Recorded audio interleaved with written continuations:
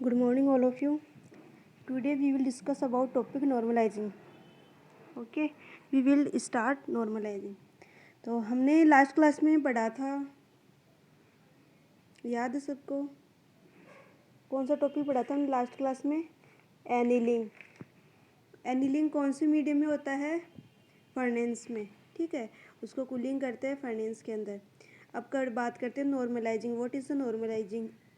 Normalising process भी as it is same है as a annealing. इस केस में भी क्या होगा, हम स्टील को क्या करेंगे, हीट अप करेंगे एंड देन होल्ड रखेंगे for a time and then उसको क्या करेंगे, कूलिंग करेंगे. ठीक है, तो ये भी एक सेम होता है जैसे वो होता है. ठीक है, एनीलिंग होता है. तो मैं आपको बता देती हूँ. तो आपने हमारा जो आयरन कार्बन डायग्राम है वो सबने देखा होगा.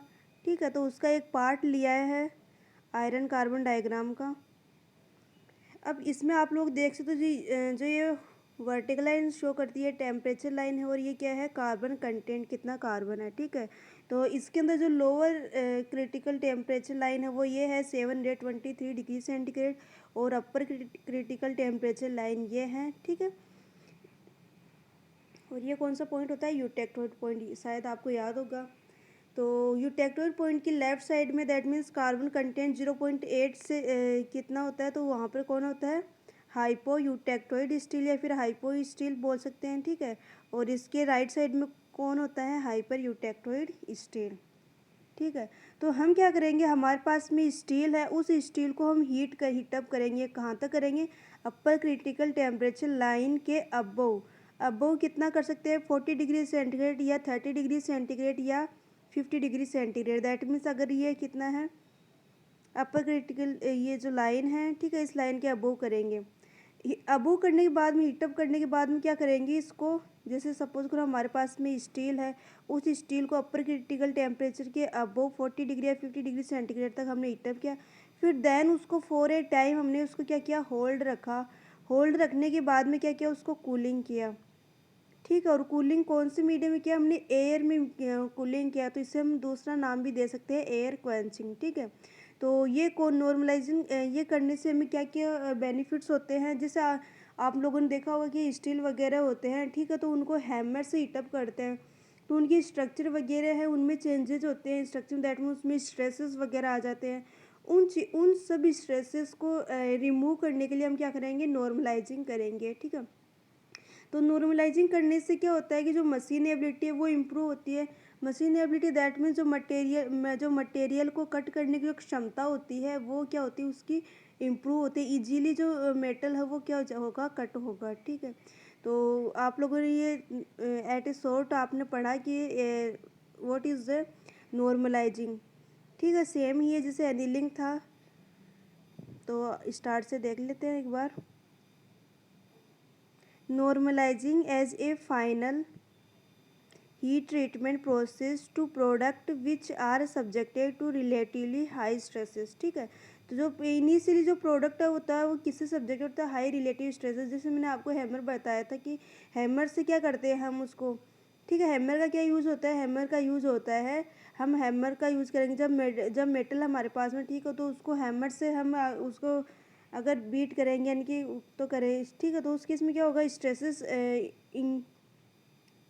हाई स्ट्रेसेस इंक्रीज होगी. ठीक है, तो उसके उन चीज़ों को रिमूव करने के लिए नॉर्मलाइजिंग प्रोसेस यूज में रहता है. The process consist of heating steel to a point 40 to 50 degree centigrade above its upper critical temperature, holding at that temperature for a short duration and subsequently cooling in steel air at room temperature. ठीक है, तो ये normal process है कि what is normalising. Normalising क्या होता है, हम स्टील को हीट करेंगे 40 से या फिर हम कह सकते हैं 40 to 50 degree above upper critical temperature line. ठीक है, वहाँ पर होल्ड रखेंगे एंड देन कूलिंग करेंगे, और कूलिंग किस में करेंगे, एयर टेम्परेचर में करेंगे, जिसे हम एयर क्वेंचिंग भी कह सकते हैं.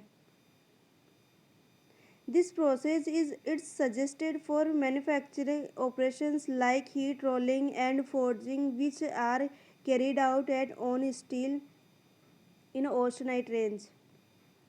It is also useful for eliminating coarse grained structure in castings, removing internal stresses that may have been caused by hot or cold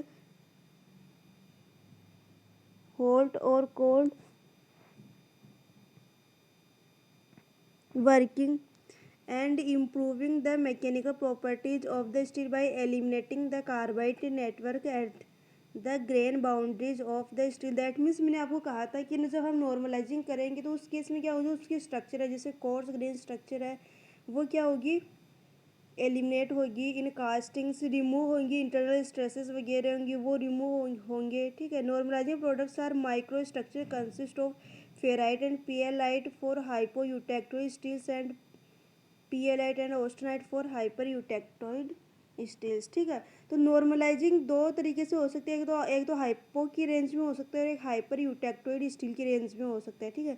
जब हाइपो यूटेक्टोइड स्टील की रेंज में होता है तब क्या होता है, तब जब माइक्रो स्ट्रक्चर है वो फेराइट एंड पियरलाइट होता है, ठीक है।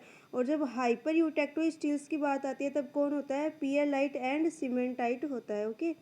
तो आप लोग ये तो जानते होंगे कहाँ पर पियरलाइट होता है और कहाँ पर सीमेंटाइट होता है। Alloy steel structure consist of ferrite and sorbite, ठीक है। जो एलोय स्टील है उनका स्ट्रक्चर कौन सा होता है, फेराइट एंड सोरबाइट का स्ट्रक्चर होता है। Normalizing raise the yield point, ultimate tensile strength and impact strength values of steels, ठीक है। तो ये जो प्रॉपर्टीज है ये क्या होती है, इसकी इम्प्रूव होती है। और ये होता है क्या है, ये वैसे आप लोग स्ट्रेंथ ऑफ मटेरियल में पढ़ चुके हैं, लेकिन आपको जब आपका लास्ट चैप्टर है उसमें मैं ये सारी चीज़ें रिपीट करवाऊंगी। What is the yield strength, what is the ultimate tensile strength, ठीक है, don't worry. Normalized steels are harder and stronger but less tensile strength than annealed steels with same comparison, ठीक है। तो हम क्या करेंगे, नॉर्मलाइजिंग और अगर एनीलिंग को देंगे, अगर नॉर्मलाइज स्टील्स है तो वो क्या है, हार्डर एंड स्ट्रोंगर होगा। लेकिन जो डक्टाइल का केस आता है उस केस में जो एनीलिंग स्टील है वो क्या होता है, मोर होता है as compare to normalize steels.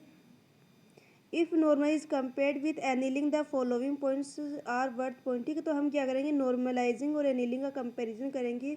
तो normalising requires a heat range which is about 40 degree centigrade above that of annealing, ठीक है। तो नॉर्मलाइजिंग क्या होता है, नॉर्मलाइजिंग रिक्वायर्स होता है a heat range which is about 40 degree centigrade above that of annealing.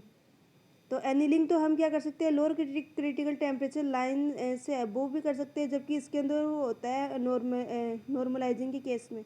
तो इस केस में क्या होता है कि हम अपर क्रिटिकल टेम्परेचर अबोव क्या कर सकते हैं, हम इसको हीटअप करना पड़ता है। Mechanical properties of steels are better than produced by annealing, ठीक है। तो इस केस में क्या होता है कि एनीलिंग नॉर्मलाइजिंग के केस में जो मैकेनिकल प्रॉपर्टीज होती है वो बेटर होती है एज कम्पेयर टू एनीलिंग के केस में।